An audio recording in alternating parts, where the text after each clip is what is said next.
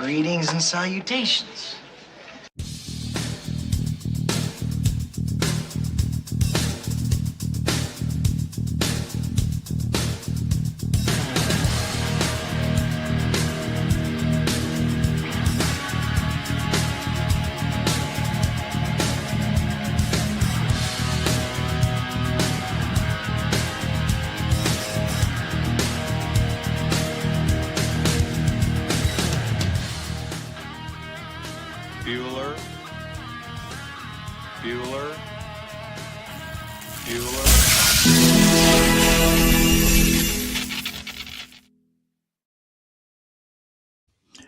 Hey guys, it's Sam. I am Sam, and this is After the Bars. Did I just say it's Sam and I am Sam?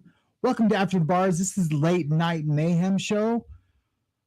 Oh man. So I was supposed to be on last night. Now I was supposed to be on this morning, but we've had some drama here. You guys all remember my wife's friend who was she was in the women's shelter. She stayed with us until there was a space in a women's shelter.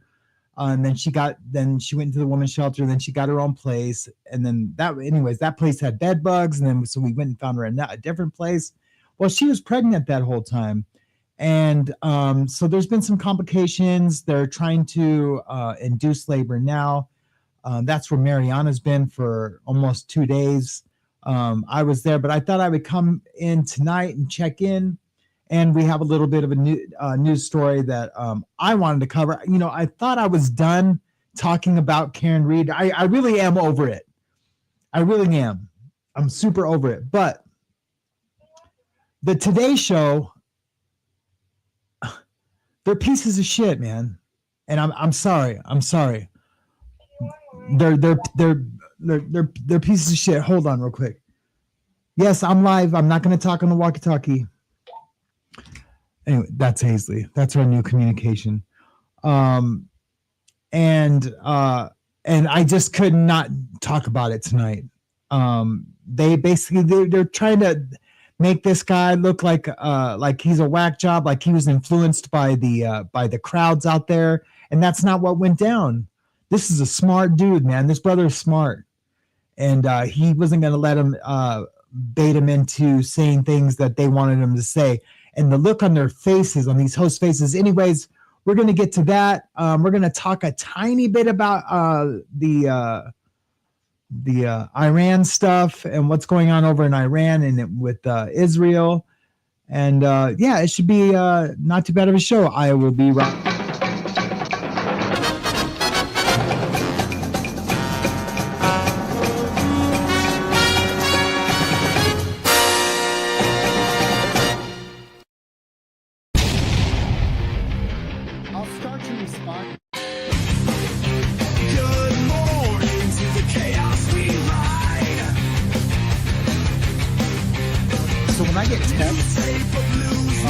My own ideas.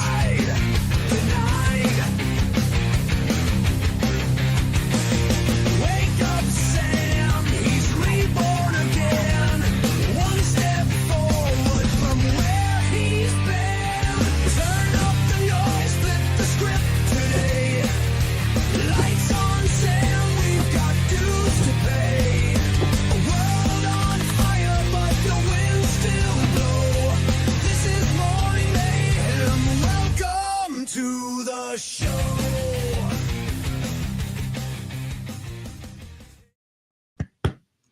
Anyways, how's everybody doing? I'm doing pretty good. All things considered. Better than I deserve. Absolutely. Let's check in just real quick before we get into the thick of things and see who's all here.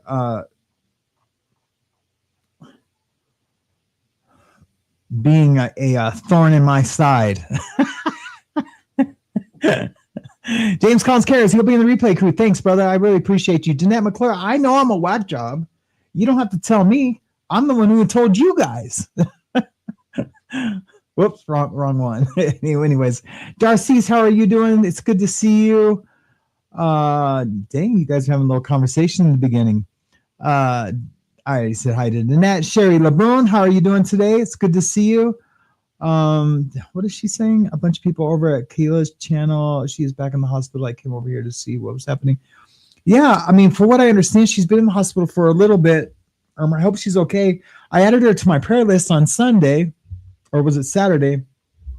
And yeah, after the show, I'll go over there and hang out and see if there's anything going on. Nen Coco Speech Shop, man, so good to see you. God, where have you been? I'm gonna look you right in the eye. Hi.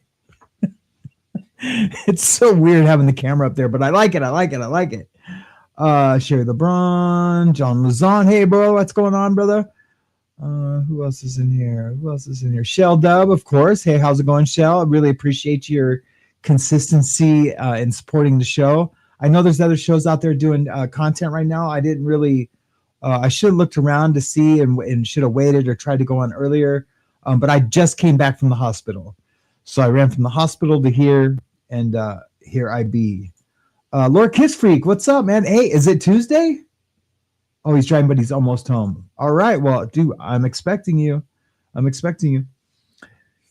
Anyways, let me take a drag of this thing first.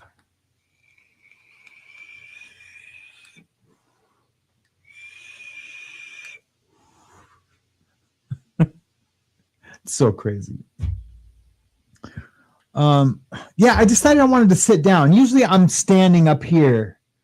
And I'm standing, and I do like that. I do like the vibe of that, but I don't have a lot of energy, so I'm just kind of just chilling. And I wanted to sit down. So, I have this extra mic. That's a really old camera, so it's probably going to be a little fuzzy, I think. I don't know. Hey, Grace and Peace, really good to see you. It has been a while. So good to see you. Lena Rundell, how are you doing today? Thank you so much for your support on the GoFundMe. I really appreciate you. I'm almost positive I emailed you. I need to send out the rest of the emails too. I was gonna do like a form email and just have it like say one thing and then like insert everyone's names. And I was like, no, people are taking the time to support me in my time of need. And I appreciate it. And I will, when it's my turn, when the script is flipped, when it's my turn, I promise I will be there. And I've always said this, and I usually say it when I'm on the giving end, is that none of this is our money. It's God's money, and he will put it where he wants it. It just gets moved around to where he needs it to be. And it's a really cool thing to say when you're giving, when you need, and you're kind of like asking for help, or it's I don't know, it seems kind of shysty to say it. Like, hey, it's not your money, it's God's money. So you better like move it around to where it needs to be, and it needs to be over here. I don't know. It seems kind of shysty, but when you're giving, man, it's an awesome thing to say and believe, and I don't know. But anyways, yeah, the Today Show. What I was like, so what was I watching? I was watching something, and I think it was either TMZ or is that better if I move it closer? It was either TMZ or it was some YouTube channel, and they were talking about the jury foreman, how the jury foreman has come out and spoke, and they were like, oh yeah, I gave a great interview over on Today's Show. So I was like, okay, I'll go check it out. I went over to Today's Show, and I wanted to punch the screen. If I wasn't distracted with other things, other life things, like friends being in the hospital and needing to pick up Hayes and entertain her and take her over here to get a latch hook. She lost her hook for her latch hook, and thank God for Hobby Lobby. We found one. It was only $1.49. I think it was 40% off that, so it was like 80 cents. And so I was able to get that for her. I went in there thinking, oh my God, what if I can't afford this thing? And I don't remember ever feeling like that when she's needed something. And if she was in school, I would have been like, no, that can wait, hun, you know.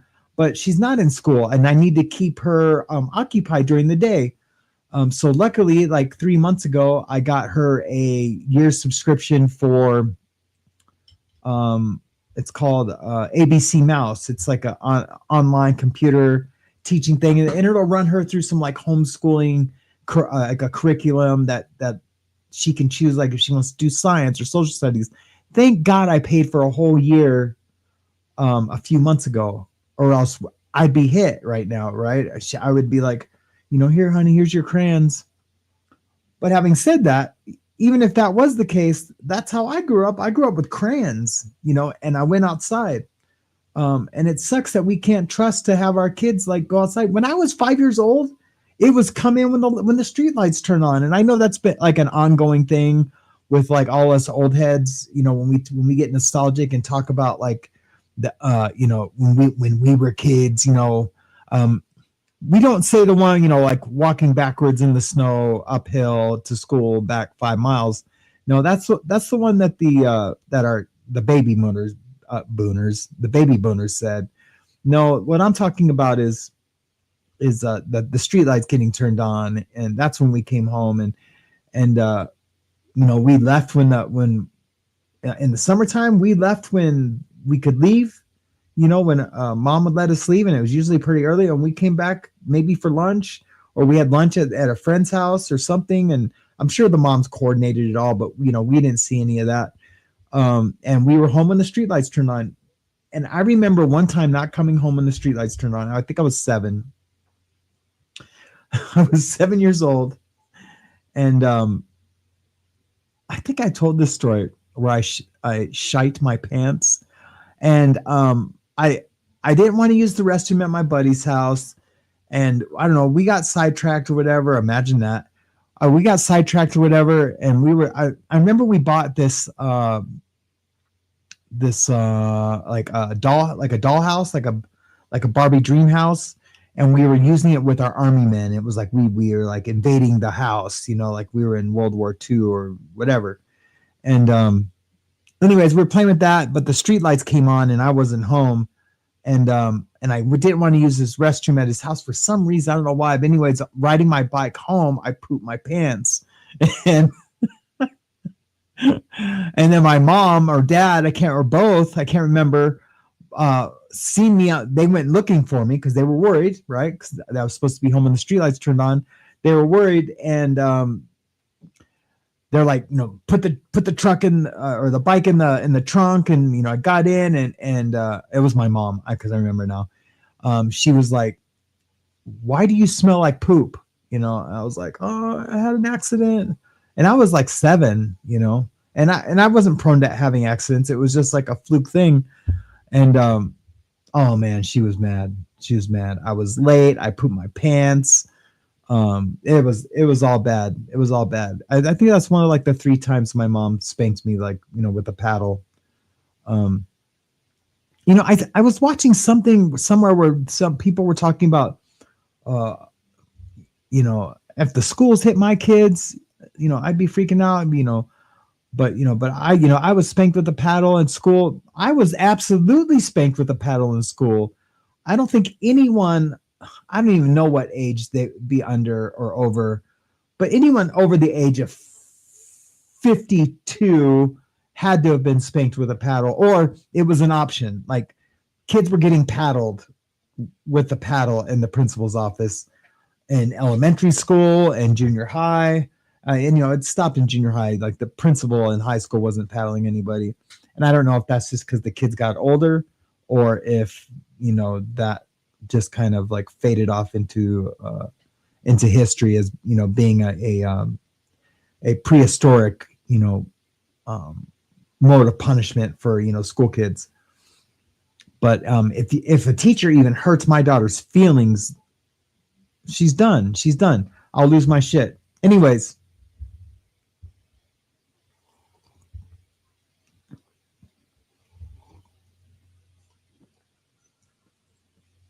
Yeah, down ass mom says, yeah, we have paddles at school. Absolutely. What's Jen apologizing for? Hey, Jen, how's it going? Good to see you. I'm so glad you're here.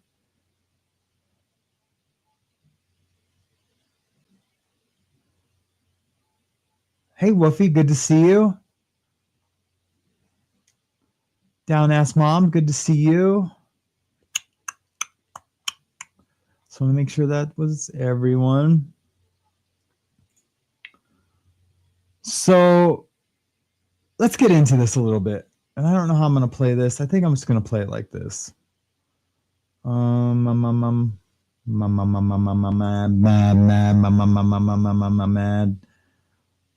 Madness.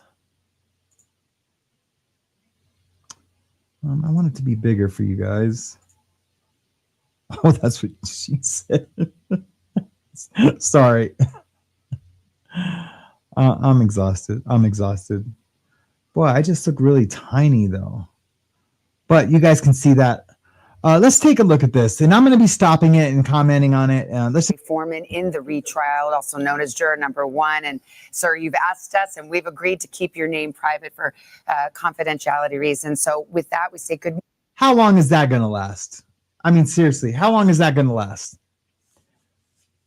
Of his name being kept confidential. He's got 30 friends right now and be like, hey, did you see our boy? You know, I don't want to say Tyrone because that seems racist, but or stereotypical. But you know, hey man, did you see our boy John? You know, on the Today Show, he's gonna get found out.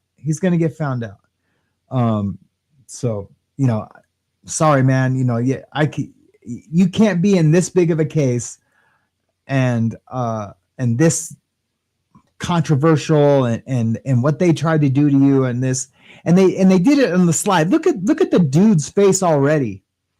Look at the black dude's face, the announcer or commentator or whatever the hell they call those guys again. Look at his face already. He's just got a shitty grin on his face.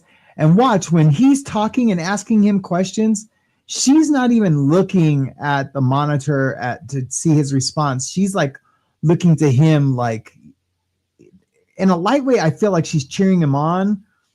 But here, let's get to it. Morning, and can you just take us into this jury room and how the jury came to the conclusion it did? Collectively together, we looked at all the evidence that we was presented with, and we made our decision off of that. What's up, honey? We didn't, at first, some had their own personal opinions on what the case should be or whatever, and was trying to go down like a personal feelings and stuff like that. And we had to stick to what evidence we had in front of us and go with that. So it was more or less just trying to figure out that part. And it took us a couple of days to really get the gears going, but when we did, it was smooth trails after that. Sir, This dude's a smart dude. He's just nervous. You know what I mean? No, this guy's a smart guy. But I get it. He's nervous. He's on national TV, absolutely for the first time. You know, there's some people saying that all these jurors were idiots except for the lawyer, and that she manipulated the jury in deliberation, and that just didn't happen. Okay. sir, to that point, the evidence, was there a singular piece of evidence that seemed to move the majority of the jurors in the room, or were there multiple pieces? It just was. It was the whole case altogether, all the pieces, testimony, witnesses, and it just a lot together. And people had questions. We used the evidence to answer their questions, and we didn't try to go down these rabbit holes where we're just getting lost in what all these other things that was thrown at us in court or whatever, and we just had to lock down and figure it out through the evidence. Sir, I asked one of your other fellow jurors this question. You know, there's a very fine distinction. In your opinion, is Karen Reed innocent? She didn't do this? Or is it just that the prosecutors did not put on enough evidence to convict? Karen Reed is innocent, and she didn't do this crime. No one could He's a prove badass. that she did this crime. So I looked at her from day one as an innocent woman that needed to be proven guilty, and I don't think any of that was shown in this process. Sir, I didn't hear him say that the first time from day one. Maybe he's talking about day one of deliberations. Yeah, he has to be talking about day one of deliberations. to that point, if she didn't do it, who did? Look, first of all, they found her innocent, or they found her not guilty by reasonable doubt, but we all know that it's more than that. There was no accident. They believed ARCA, they believed the science, and to ask him that is they're trying to get him. Let's just watch what this guy has to say real quick. To that point, if she didn't do it, who did? It's not his place to find out who did. He's a jury. He's a juror on a jury. He should be asking the cops that. He should be asking the Canton PD who did it, because it's obvious that Karen Reed didn't do it. Why isn't he asking Higgins or Albert, or any of the Alberts who did it? Why isn't he asking them that? Because they found Karen Reed not guilty, that now he's got the answers? No, they want him to sound like he's in on the conspiracy, and you know that he's a Karen freer, and I think it's lame. Look at the look on his face, and I want to say it's, if this was like something to do with politics or something, or like gender identity or anything like that, I'd be like, oh yeah, these are just all left questions. But it's not. This is like has nothing to do with politics, right or left. This is just a criminal case where a guy lost his life, and there's no justice for him because they tried to frame him, and because of the corrupt Canton PD and the corrupt judge and the corrupt councilman and the corrupt families that lived there, and Brian Albert, who didn't come out because he's a lying, corrupt piece of shit. That's what's real. So now this fool wants to ask him this question. That's not my job. That's right. That's not his job, man. That's not his job. And like, you guys are fools for even asking me that. Now watch this, the black commentator's face. And if he was a white dude doing it, I would be standing up here saying like, that fool's, he's either a racist or an idiot, or he's trying to punch or not punch, but put forth a narrative by someone that's influenced NBC News or influenced him to put that out. But with this dude, I think it's something different. But anyways, go. So, I mean,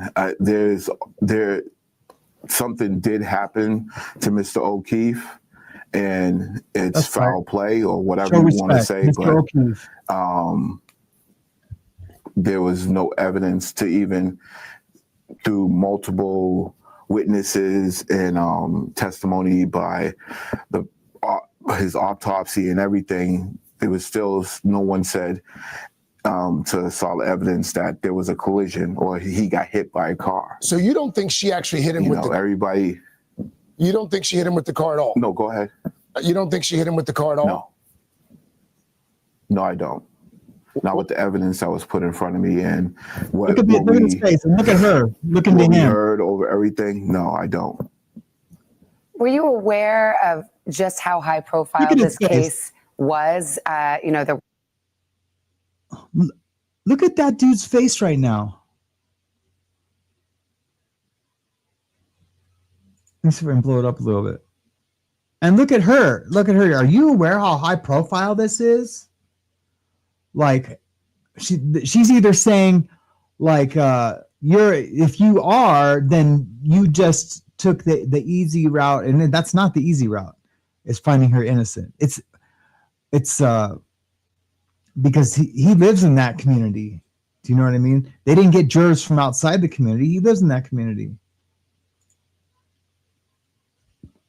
Were throngs of people outside in front of the courthouse. I know the jury officers, kept you away from that, but there was a big scream at the end when the verdict was read that was audible in the courtroom. How much did you know about that, and how much, if anything, did that have to do with your process, your deliberations? Zero. I was just going to go with whatever evidence showed us. If it was finding her guilty or finding her not guilty. And we were just going to go with the evidence. And at the end of the day, when I came in on Monday, I established to everyone, I just want everyone to feel like they're heard 100%. Their thoughts, their process is being heard also in that process. And everyone felt at the end of the deliberations that everyone felt good about the decision that we all collectively came together with. So in the end, there is still a mother who lost her son, Officer O'Keefe. What do you think justice would look like for the O'Keefe family? See how he's trying to trip him up, or not trip him up, like make him stutter and not know how to answer, but he wants him to say what we all know, and but I don't think he does. But he says it in a classy, like light a fire underneath the feds' ass way. Like, you guys got to look at this. Everyone's got to look at this. Someone looking into it further, but looking into it further with the evidence that you already have, and then you finally find a possible person, there's going to be the same complications of all this other stipulations of the evidence and everything else to go along with it. So it's just hard. And to put a mother through that, and a father and a brother and a whole family through that again it's a lot. Even me being there for 8 weeks and 9, and just sitting and watching the videos and seeing the tape and everything, it's a lot to see your loved one go through that. So yes. That's a lot for the jurors as well. It's a community service that people as citizens are asked to do. And as a foreman in particular, no one gives you a manual and tells you how to deliberate. So thank you for your service. Thank you for being here, Mr. Foreman. We appreciate it. I don't know, man. So more reaction to the Karen Reed trial. I think they were trying to prod him into saying some things to discredit the jury's decision. I really do. Come on in, Hayes.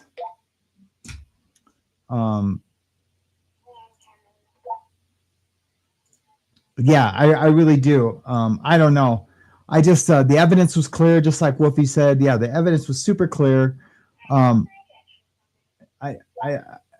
just think that was a crazy, disrespectful interview. And I don't watch the Today Show, so it doesn't matter. I have been disgusted with the Today Show forever, so it's not like I'm missing out on anything. But I thought they would have been respectful to the O'Keefe family, and not to instigate that. I'm sorry, Hazley's talking in my ear. Here, I'm gonna let Hayes say hi. Come on, hon. Come on. We can't stay on for long though, okay? Okay. Say hi. Hi. Maybe I could. No, you gotta go this side. You gotta go over this side. Maybe I go for that. No, we can't go on that side. Okay. We gotta hurry though. Gotta hurry. Okay. No, you don't have to leave, honey. Just say hi. I did say hi. Wait, you can go on camera. Come over here.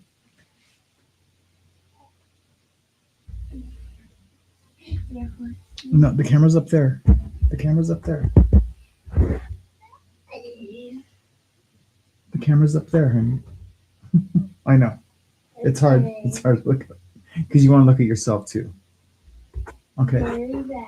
I gotta finish the show. I've always wondered that reason. Okay. I love you. Thank you for answering my question. Yeah, I can't answer while I'm on the show. Anyways, I think it was disrespectful to the O'Keefe family, and they probably thought they were like doing the O'Keefe family a solid by like, saying, hey, we're going to get these fools to admit that they bought into the conspiracy and that they don't respect the O'Keefe family, because he was like, well, there is a mother out there. Yeah, you know what? She's self-indulgent. I'm sorry. I feel for her. But you know what? If her and her family don't see the evidence by now, I can't, I'll pray for them, but I can't show outward support to be like, oh yeah, this is all crazy, but you know what? They were a part of the machine that tried to take away Karen Reed's freedom for life. And I have no connection to Karen Reed, and I know I've been heated about it. It's because I've been a part of this justice system, right? The show's called After the Bars because I used to be in the bars, and so I have a horse in this race. We'll just call it that. I have a horse in this race, and if our justice system is going to try to put away innocent people, and have like a whole town of corruption trying to put her away, and then now like the mainstream media being on board with it and trying to say that we're all crazy. I mean, you guys saw the show I did yesterday with Julie Grant from Court TV. That was disgusting, and it was sickening. I was disgusted by it. I will never ever watch Court TV again. Nope, I don't care. I'll never watch it again. And I don't know. I'm going to just start doing shows on how badly Court TV sucks. And they're the original. They're the OGs. They're the ones that even brought Court to television. It didn't happen before them. Maybe once in a blue moon, a local TV station would televise a little bit of a trial, like in the 70s. But Court TV came in when cable became big. And now I'm aging myself, and they were the originals. But wow, they are, and even Vinny Politan, I love that dude, man. I love that dude. Sorry, buddy, you need to go on your own and start a YouTube channel. He already has started a YouTube channel. I think he's thinking of a transition. I don't know. But anyways, that's the only reason why I'm this upset about it. I can talk about a ton of things and just be like, hey, this is fun. Blake Lively, is over here today, and she's a liar, and it's real easy to do that. But when it comes to the justice system, and court proceedings and our constitutional rights, to be free, like, look, we're bombing other countries for people's freedom and protection, but we're not sticking up for an American professor that they're trying to put away for life to take away her freedom, and we're worried about Israel. Come on, man. Come on. So, or we're worried that Israel can't handle it on their own. And then they want to disrespect us by going against the ceasefire. And I haven't been read into all that yet. I haven't watched too much on it. I'm just going, that's what I know on the surface. That's just what I know on the surface. So I'm not going to speak on that too much longer. But anyways, yeah, it's crazy. Hey, there's Galen. Galen, hello. Look, now I'm not upset anymore because Galen's here. Hi, Ben. Thank you for the gift of memberships. You're too generous. We all prayed for you yesterday and talked about you and sent you love. And I texted you that earlier.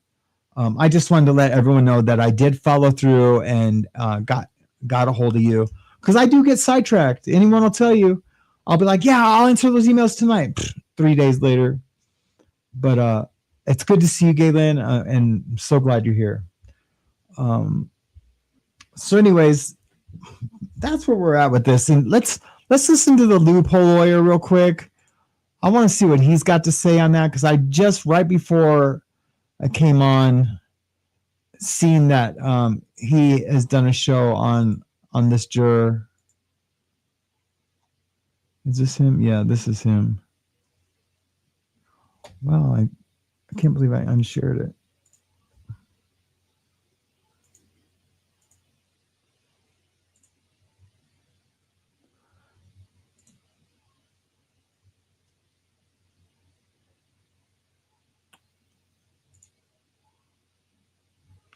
And I did do a poll. Well, I already know what that poll is going to say.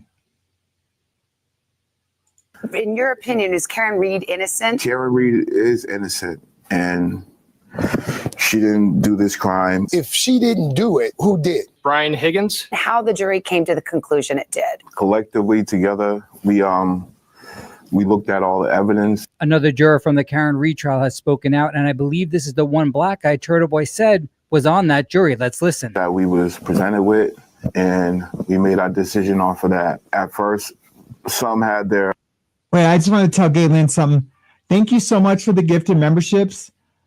I think I haven't had any gifted memberships in so long. I think you are the last person to gift me them since I've seen you last, and it's been a while. So thank you.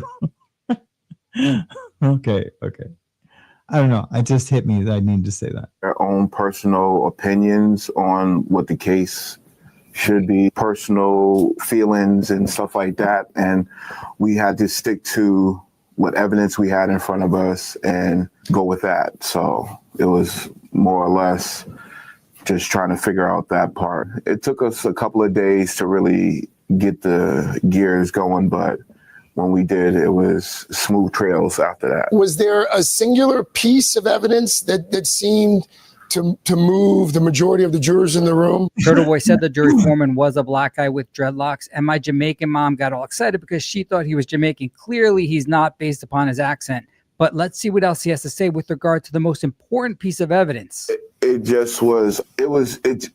was the whole, all the pieces, testimony, witnesses, and it just a lot together. And people had questions. We used the evidence to answer their questions, and we didn't try to go down these rabbit holes where we're just getting lost in what all these other things that was thrown at us in court or whatever, and we just had to lock down. Now we know the defense's strategy to simplify this trial and simply stick to the fact that the accident never occurred truly paid off. And figure it out through the evidence.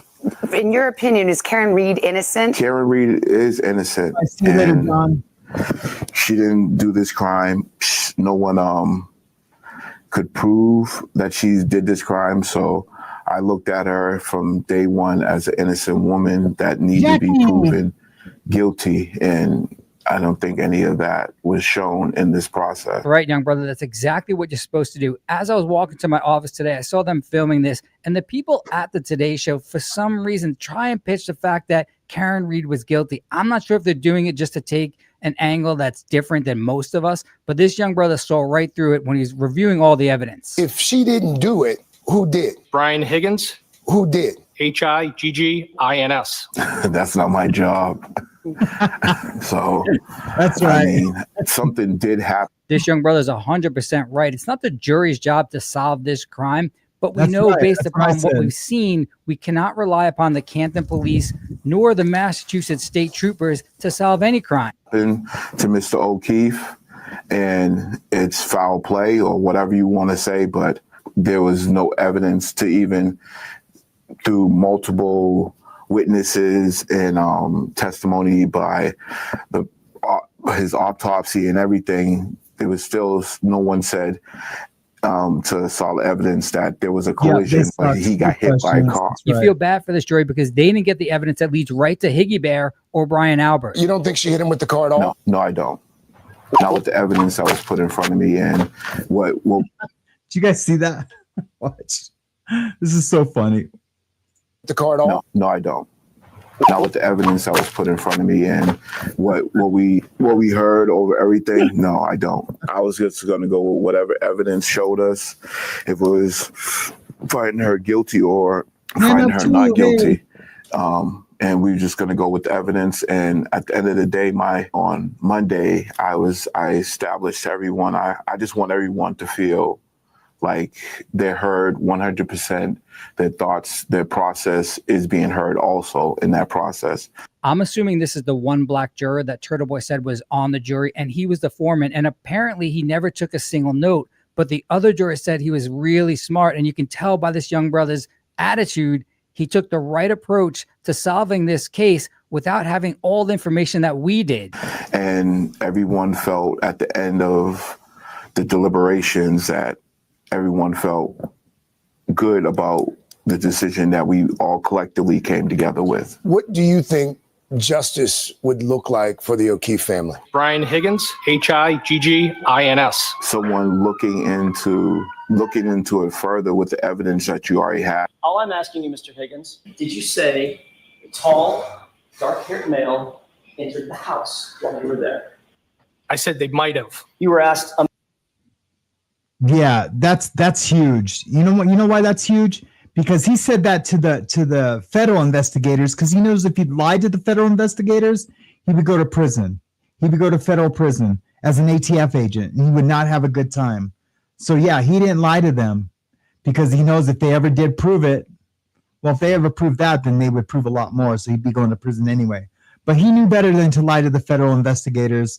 And it was real easy for him to lie to the state and to the defense. a male showed up where? I think it was one of the females. And you answered, quote, showed up at the house that I didn't know. I think he was there very briefly. I was half paying attention to it. This is absolutely crazy because Higgy Bear now told apparently the FBI that he may have recalled someone coming in.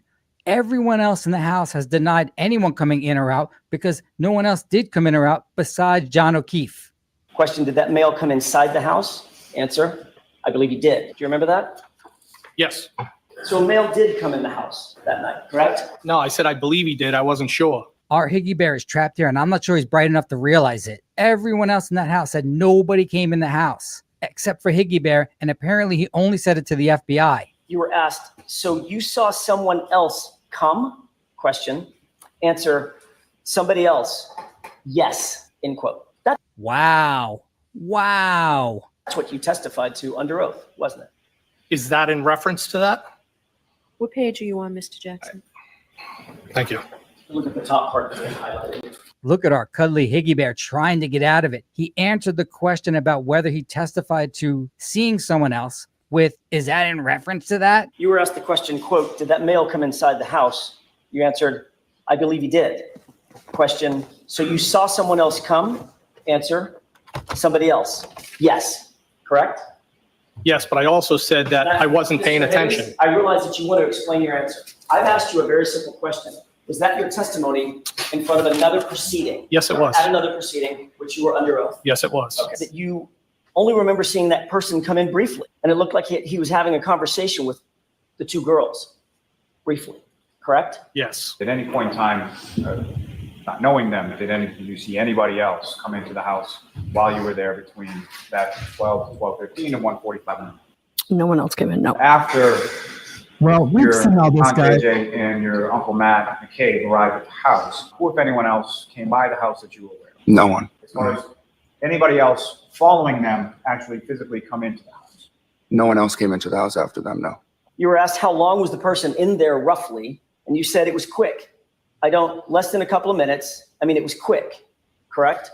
Yes. Knowing what we know now, this is absolutely groundbreaking. I don't think those kids are lying. Most likely, John entered the house and Higgy Bear confronted him straight away. He most likely sucker punched John, causing him to fall back on his head. The thing is, are these kids covering for it, or did they not see it? And then you were asked what he looked like, and you said I feel like there were Those kids, there's no way those kids would lie to law enforcement. They're all straight edge kids. They would be, there's no way that they would have held that. No, they really didn't. They really didn't. I'm surprised Jen McCabe is still holding her mud for real. a little bit taller. You had dark hair, correct? Yes. Taller and dark hair. Everyone else said no one came in except for Higgy Bear, who claims a taller person with dark hair came in the house. So you testified that a tall, dark-haired male came into the house. Yeah, but we can't have it both ways. We can't feel that Higgy Bear beat him up when he came in the house and then tell the feds like, oh yeah, well, no, I think I did see a tall guy come into the house. I don't know. Or maybe he said that. Oh no, I get it. So what they're saying is Higgy Bear told the feds, yeah, I saw him to come into the house in case there was video footage somewhere else of John walking into the house. That way he can say, yeah, I saw him come into the house, but yes, he attacked him in the house. John fell back, hit his head, whatever happened, and he died. So, okay, now I get it. Now it makes sense. At least briefly, correct? Yes. Approximately when in the timeline of events did that unidentified male enter the residence? I don't know the time frame. It would have been while I was there. Did you see anybody else come into the house while you were there between that 12 to 12:15 and 1:45? No one else came in, no. No one else came into the house after them, no. When you testified before the state court grand jury on April 28th, 2022, who else was present, correct? Yes. And you never mentioned a tall, dark-haired male coming into the house, did you? No. To put a mother through that and a father and a brother and the whole family through that again it's a lot. Even me being there for 8 weeks and 9 and just sitting and watching the videos and seeing the tape and everything, it's a lot to see your loved one go through that. It certainly is a lot to go through, and the state of Massachusetts should be embarrassed that they tried this case for a second time. We're so close to solving this case without the help of any of the police in Massachusetts that we almost know the exact minute Higgy Bear attacked. This is awesome.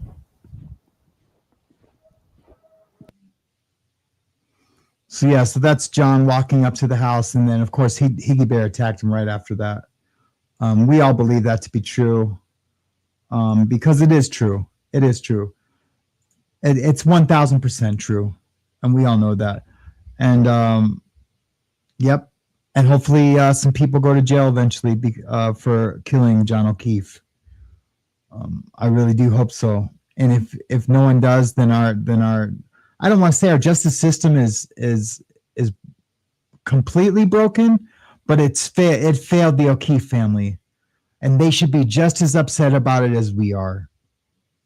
For real, they really should. And so, like, I don't know how much longer I can show support, outwardly show support. I don't know.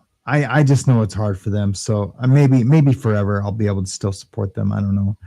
But sometimes I get upset about it. I get upset, and then I'm just like, you know what? Anyone who doesn't believe the evidence can go to hell. For real.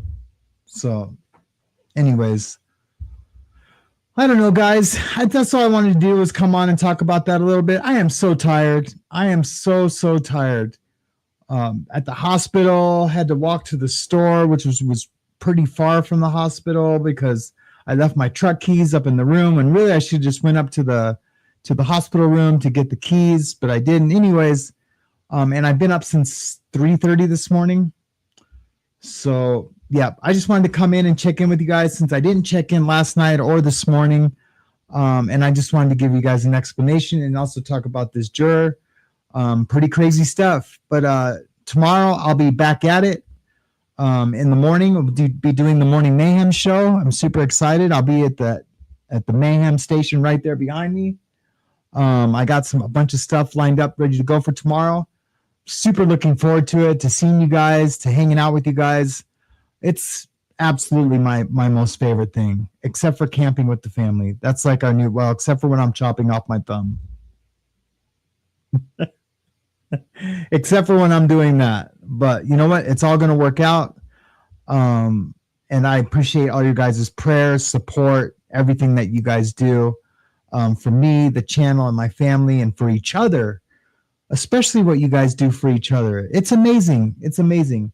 This is a great community, and I feel fortunate and I'm grateful.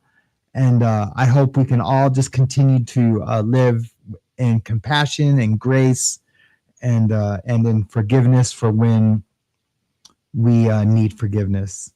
All right, guys. Until tomorrow, I am Sam, and this has been Late Night Mayhem. Stay loud. Don't be woke. Stay wild. Stay awake.